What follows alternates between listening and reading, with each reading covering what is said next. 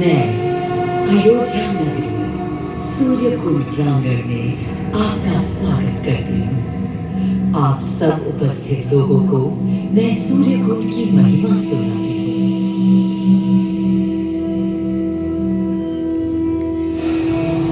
भारत की मिट्टी अनेकों दिव्य आत्माओं की जन्मस्थली है, पर आज मैं आपको कथा सुनाऊंगी भगवान विष्णु के उस अवतार की जिनके अवतरण से मैं पावन हो गई सदा सदा के लिए। मां कौशल्या की गोद में जन्म लिया मर्यादा पुरुषोत्तम श्री राम ने अधर्म के नाश के लिए, धर्म की विजय के लिए।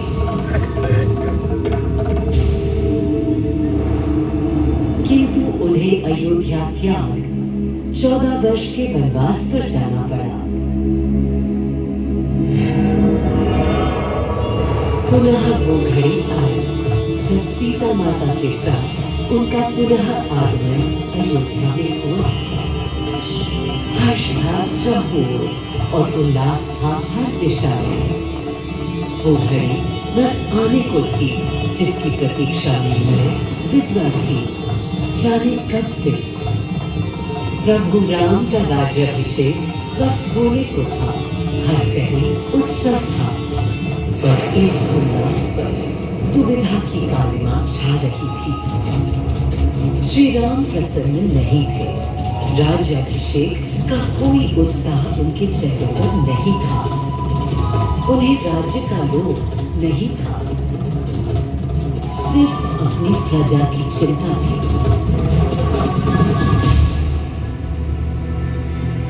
सबके मन में एक ही प्रश्न था, कौन हल कर सकेगा श्री राम की इस दुविधा को, मिटा सकेगा इस अंधकार को, किसके तेज से छट जाएगी ये क्रांति।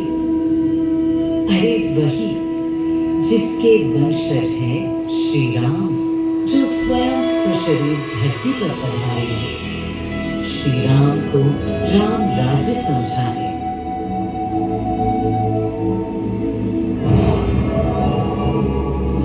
ये गाथा उस शक्ति पुंज की है जो पृथ्वी पर जीवन और सृष्टि का केंद्र था, है और रहेगा।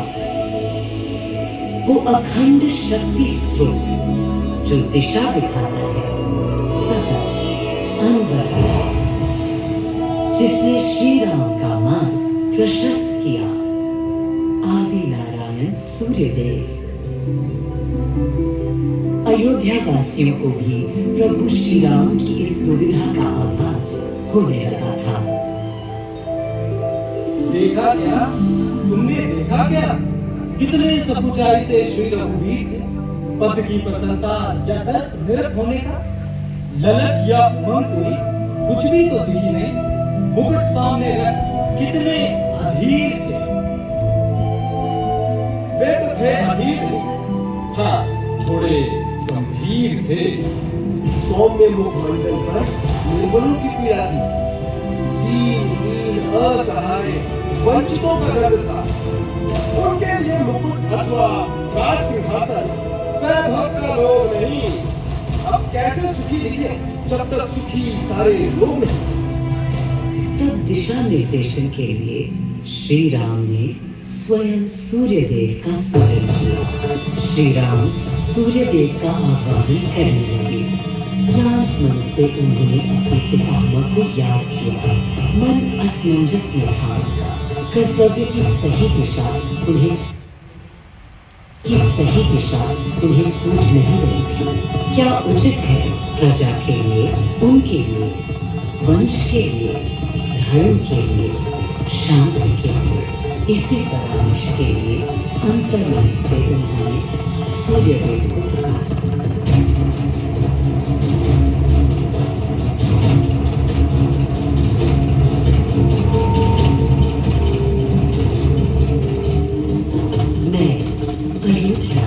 पवित्र से पवित्रतम हो गई हूँ।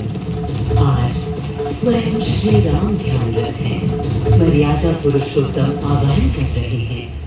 उन सकारात्मक शक्तियों का संचार कर रहे हैं जो उन्हें, मुझे और मेरे यानी अयोध्या के हर निवासी को अनंत काल तक सही दिशा दिखाएंगी। संभव है स्वयं सूर्यदेव सशरीर पधारे अयोध्या की धरा पर।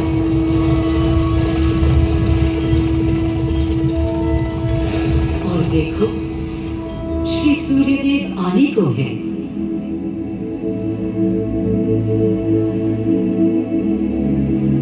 उनकी पहली किरण के स्पर्श से कलियां एक एक कर खिलने लगी। जीवन की कांति हर ओर धीरे धीरे फैलने लगी।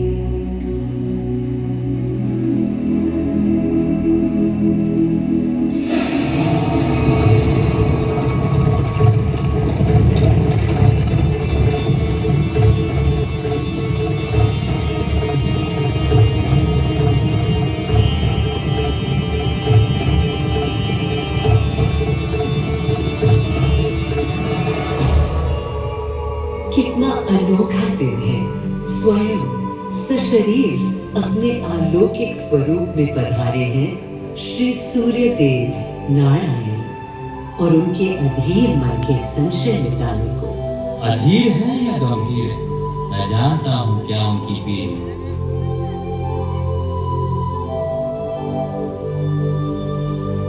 माँ कौशल्या को प्रणाम। कहाँ है राम? अरे भूलूं ये बात कि कौन बड़ा है। आ गया हो तो आपके चरण छूं। अरे नहीं नहीं, ये क्या करते हैं आदि पुरुष? ऐसा अनुग्रह सर्वथा उचित है। राम वंशज हैं आपके, क्यों पाप का भागीदारी बनाते हैं पितामह? पितामह पितामह होंगे हम ब्रह्मलोक, अब धरती पर जयलोक में आ गए। सूर्यदेव के आगमन पर माँ कौशल्या उन्हें मिली और विनती की कि हे देव, मेरे पुत्र की दुविधा दूर करें। उन्हें राह दिखाएं ताकि अयोध्या का, पूरे भारत का भविष्य निर्धारित हो सके। आपकी जब पहली किरणें आती हैं तब गोचारण होता है, चिड़िया गाती है, लेकिन इन दिनों कितनी उदास है। कारण है उनके राम की एकाग्र साधना और सुदीर्घ उपवास। सिंहासन की ओर चरण धरना नहीं चाहते, धारण नहीं करना चाहते हैं मुकुट। कोई बात नहीं। राज्याभिषेक के बाद राज्य जो भी चला, राम राज उसका ही तो कहलाएगा। मैं आ चुका हूं तपस्वी राम। मनस्वी राम, अपने नेत्र खोलो।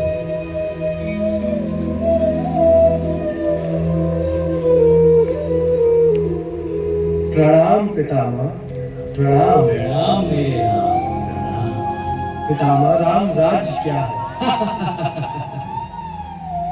राम स्वयं पूछ रहे हैं कि राम राज्य क्या है। पूर्णतः नया प्रश्न है। अभी तो आप कह रहे थे जो भी मैं कह चलाएगा। रहा था कि राम राज्य में राम के लिए भी विधान होंगे। आदिदेव, कुछ अनुमान तो मुझे है, लेकिन अब आप बताइए क्या विधान है?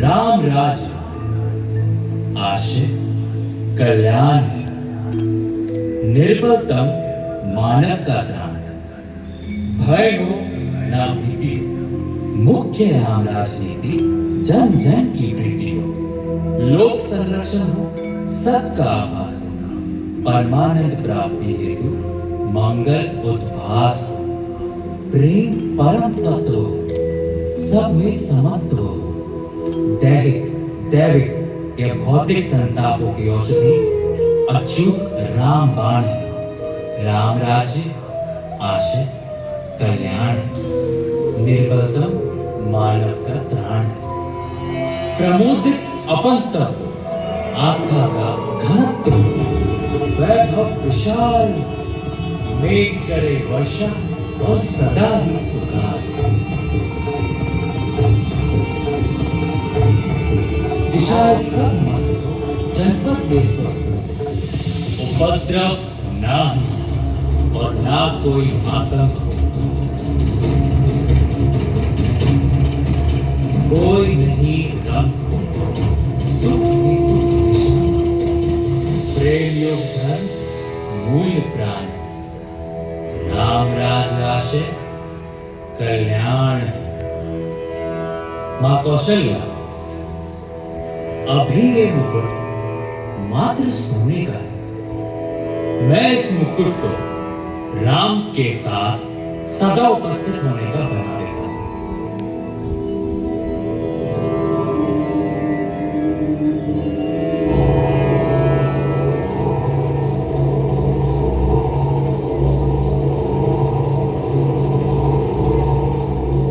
स्वयं सूर्यदेव ने मेरी यानी अयोध्या की धरती पर श्री राम को राम राज्य का वर्णन सुनाया, उसका आधार रखा और उनके मुकुट को अपनी रश्मियों से आशीर्वाद दिया।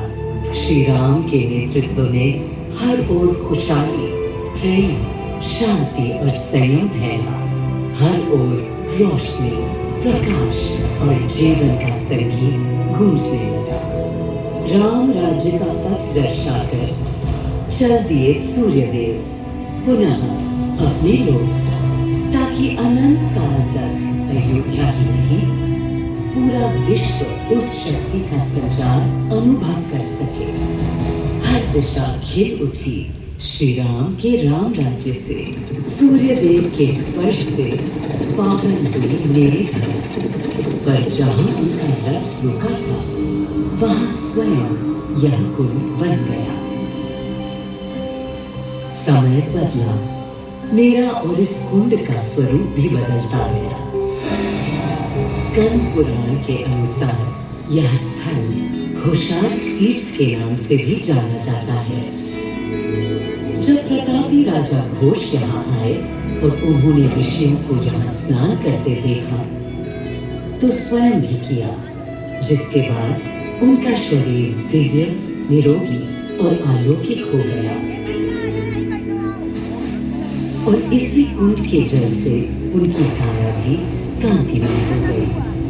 यहाँ की गई उनकी घोर तपस्या का तेज आज भी अनुभव किया जा सकता है। दिन बीते, साल बीते और फिर अनेकों सदियों के बाद राजा दर्शन से यहाँ आए। यही तपस्या करने के बाद उन्होंने यहाँ सूर्य मंदिर, कुंड और चारों ओर घाट का निर्माण कराया, जिससे यहाँ की प्रजा भी इस अलौकिक कुंड का लाभ उठा सके। सूर्य देव के महात्म्य से मैं अयोध्या और तेजमय हो गए और इसका प्रमाण इस सूर्य कुंड और समीप स्थित गरिमा में सूर्य मंदिर से स्थापित हो जाता है।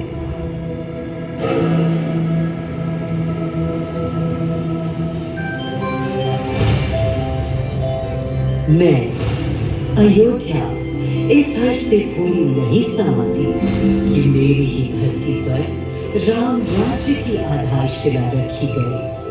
आज भी अयोध्या एकता, आस्था और शांति के लिए उदाहरण बनी हुई है।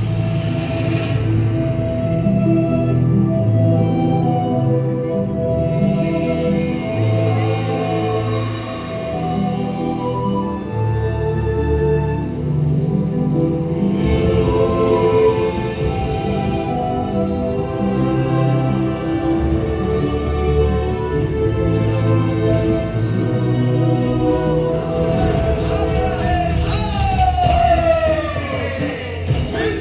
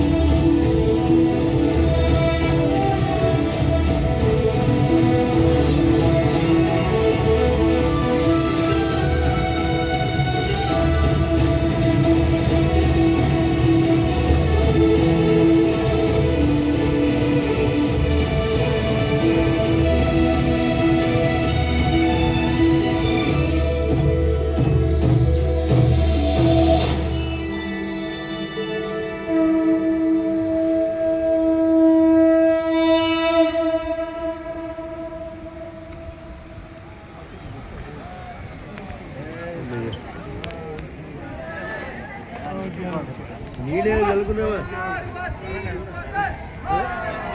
తీరుకుంటూ నీళ్ళు చల్లుకున్నావా మన మీద మరి ఇంకా సూర్యుడు భగవాన్ నీళ్ళు అంటే పద్మ కూడా చెప్తారా నీళ్ళు పట్టు నీళ్ళు చల్లండి అది పరమేశ్వరు